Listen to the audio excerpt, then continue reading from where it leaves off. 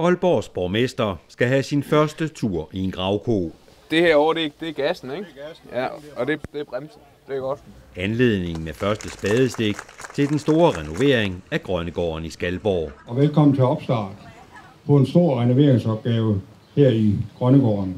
De 492 boliger skal over 3 år sættes i stand for 506 millioner kroner i et projekt fra det lokale rådgivningsfirma Kjærsgaard Andersen.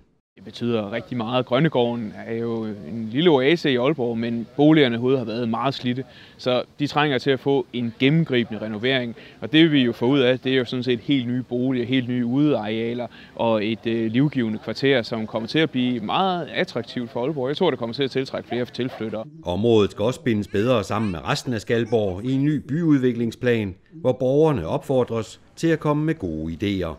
Det er vi jo i gang med at diskutere nu, præcis hvordan tingene de skal blive, og der vil vi jo rigtig gerne have beboernes idéer med til, at vi så kan få lavet den helt rigtige plan. Men tanken er jo netop, at der skal være nogle flere fællesfaciliteter herude, og nogle flere muligheder i forhold til, at man kan slappe af, man kan lave aktiviteter, sport og sådan nogle ting, men også bare, at det er fedt at bo i Skalborg. Jeg synes jo, at Grønnegården er et unikt projekt, som vil være med til at give hele området et mere nyt og moderne image. Og så skal der køres gravko.